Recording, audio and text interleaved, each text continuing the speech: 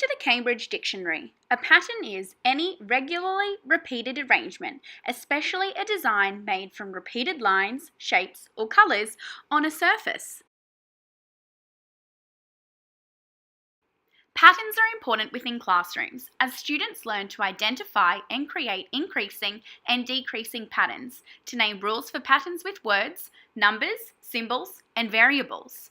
Patterns can be seen everywhere, including within real-life situations, such as the size of the tin tomatoes in the pantry and the patterns of the beats in a music class. Learning about patterns provides students with an understanding of mathematical relationships, which is a basis for understanding algebra, analysing data, and solving complex mathematical problems. Our topic, creating repeating patterns, can be defined as a logic pattern as it deals with the characteristics of various objects. Another kind deals with order. There's a sequence of objects and a pattern in the attributes the objects possess. Hence, we will need both characteristics, the objects, and an order, the sequence, when creating our repeating pattern.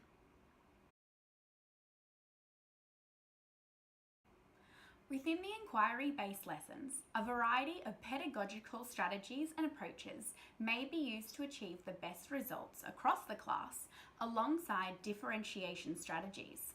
Specifically, we see the intentional use of modelling, showing the children an example of a pattern, as I have provided here, and demonstrating to the class what comes next in the sequence. In this particular instance, we have an isosceles trapezoid that comes next in the pattern.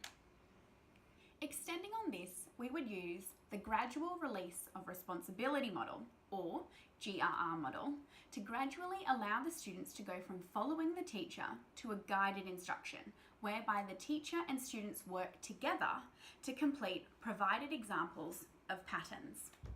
Throughout each of the stages, teachers should overlook students' work to ensure they are on the right track, but also to check for their understanding and if they can explain the choices they have made.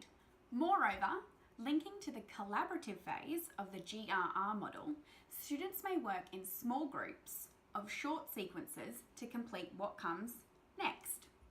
Then progress to larger sequences if they are ready.